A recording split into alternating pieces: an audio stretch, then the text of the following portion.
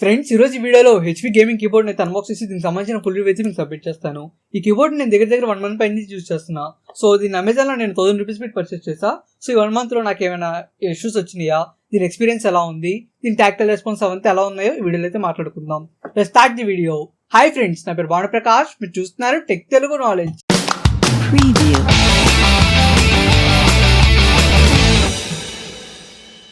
ఈ HP gaming keyboard model వచ్చేసరికి K500F model. So ఇప్పుడు ఈ బాక్స్ లో ఏం కంటెంట్స్ ఉన్నాయో చూద్దాం. ఈ బాక్స్ లో మనకి గేమింగ్ కీబోర్డ్ తో పాటు ఒక యూజర్ మాన్యువల్, ప్రొడక్ట్ నోటీస్ అంటే ఏదో ప్రొడక్ట్ నోటీస్ ఒకటి అండ్ వారంటీ కార్డ్ అయితే ప్రొవైడ్ చేస్తున్నారు. దీనికి వచ్చేసరికి మనకి 3 years వారంటీ ఉందని మెన్షన్ చేశారు అమెజాన్ లో. ఈ కీబోర్డ్ బిల్డ్ క్వాలిటీ చూసుకున్నట్లయితే మన టాప్ లో మెటల్ బాడీ అయితే ప్రొవైడ్ చేస్తున్నారు అండ్ కింద వచ్చేసరికి మనకి ప్లాస్టిక్ బాడీ అయితే ప్రొవైడ్ చేస్తున్నారు. బిల్డ్ క్వాలిటీ అయితే చాలా బాగుంది, వెయిట్ గా కూడా ఉంది కీబోర్డ్. ఈ కీబోర్డ్ వచ్చేసరికి మెంబ్రెయిన్ కీబోర్డ్, కానీ మనం టైప్ చేస్తున్నప్పుడు కానీ లేకపోతే టాక్టైల్ రెస్పాన్స్ కానీ మనకు కాస్త మెకానికల్ కీబోర్డ్ యూస్ చేసిన ఫీల్ అయితే వస్తుంది, కానీ మెకానికల్ కీబోర్డ్ అయితే కాదు, మెంబ్రెయిన్ కీబోర్డ్. ఈ కీబోర్డ్ నాకు మెయిన్ గా దీంట్లో నచ్చింది, ఈ కీబోర్డ్ రెస్పాన్స్ బాగుంది అండ్ టాక్టైల్ ఫీడ్బ్యాక్ కూడా బాగుంది. మనం టైప్ చేసినప్పుడు కాస్త టాక్టైల్ ఫీడ్బ్యాక్ అనేది కొంచెం ఫాస్ట్ వస్తుంది, సో మనకి బాగుంది టైపింగ్ చేసేటప్పుడు కూడా.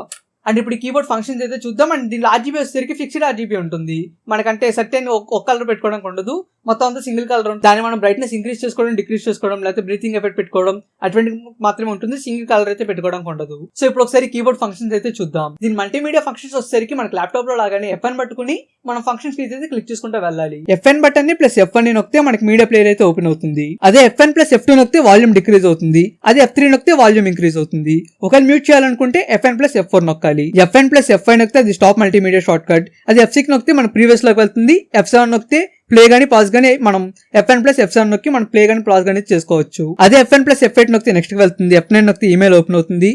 F1 ప్లస్ F10 నొక్కితే హోమ్ పేజ్ అయితే వచ్చేస్తుంది. ఒకవేళ మీ కీబోర్డ్ తో మై కంప్యూటర్ ఓపెన్ చేయాలనుకుంటే F1 ప్లస్ F11 అయితే నొక్కితే మీకు మై కంప్యూటర్ ఓపెన్ అవుతుంది.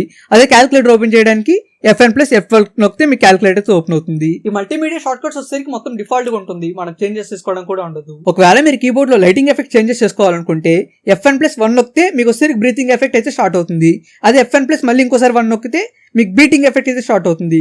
సో దీంట్లో అయితే 2 ఎఫెక్ట్స్ అయితే ఉన్నాయి, మీకు ఏది కావాలంటే సెట్ చేసుకోవచ్చు. అదే త్రో టైం F1 ప్లస్ 1 నొక్కితే మీకు నార్మల్ గా అయితే వచ్చేస్తుంది. ఒకవేళ మీరు బ్రైట్నెస్ ఇంక్రీజ్ చేసుకోవాలనుకోండి F1 నొక్కించి పేజ్ అప్ బటన్ అయితే నొక్కండి, అప్పుడేసరికి మీ బ్రైట్నెస్ అయితే ఇంక్రీజ్ అవుతుంది. దీనిలో వచ్చేసరికి మనకి 3 లెవెల్స్ అయితే ఉన్నాయి, లో, మీడియం, హై. ఒకవేళ మీరు బ్రైట్నెస్ ని డిక్రీజ్ చేసుకోవాలనుకుంటే F1 నొక్కించి పేజ్ డౌన్ బటన్ అయితే నొక్కండి, సో అప్పుడు బ్రైట్నెస్ అయితే డిక్రీజ్ అవుతుంది. సో ఈ కీబోర్డ్ వచ్చేసరికి నేను దగ్గర 1 month పైనుంచే యూజ్ చేస్తున్నా. సో దట్టు మనకి 3 years వారంటీ ఉంది. ఏమైనా ఇష్యూస్ వచ్చినా సరే మనకి వారంటీ అయితే క్లెయిమ్ చేసుకోవచ్చు, లేకపోతే పీస్ టు పీస్ రీప్లేస్ అయితే చేస్తారు. మ్యాక్స్ ఇష్యూ వస్తే రిసాల్వ్ చేస్తారు, లేదా కొత్త కీబోర్డ్ అయితే ఇచ్చేస్తారు. సో మనకి 3 years వరకు ఎటువంటి ప్రాబ్లం అయితే ఉండదు. ఇప్పుడు యూస్ చేసిన దాంట్లో నాకు ఎటువంటి ఇష్యూస్ అయితే ఏం లేవు. సో ఒకవేళ మీకు 1500 రూపీస్ లో ఒక మంచి గేమింగ్ కీబోర్డ్ కావాలనుకుంటే ఈ కీబోర్డ్ అయితే తీసుకోవచ్చు, బాగుంటుంది. నాకు దీంట్లో నచ్చని దీని వైర్ క్వాలిటీ ఒకటే, మిగతా బిల్డ్ క్వాలిటీ మొత్తం చాలా బాగుంది. మెయిన్ గా ఈ ఫ్రంట్ బిల్డ్ క్వాలిటీ వచ్చేసరికి బాగుంది. మనకి డస్ట్ పడినా కూడా క్లీన్ చేసుకోవడానికి చాలా సింపుల్ గా ఉంటుంది, ఎందుకంటే మనకి కీకి అండ్ కింద బోర్డుకి చాలా గ్యాప్ అయితే ఉంది. సో దానివల్ల మనం డస్ట్ పడినా సరే ఈజీగా క్లీన్ చేసుకోవచ్చు, మనకు ప్రాబ్లం అయితే ఏముండదు. సో ఈ కీబోర్డ్స్ లింక్ కింద డిస్క్రిప్షన్ ఇస్తాను, అక్కడి నుంచి చెక్అౌట్ చేసుకోండి. వీడియోగానే మీకు నచ్చితే లైక్ చేయండి, షేర్ చేయండి, అలాగే నా ఛానల్ సబ్స్క్రైబ్ చేసుకోవడం మొత్తం మర్చిపోకండి. ఇట్లా మీ Bhanuprakash signing off, bye. Let's go, click, clap,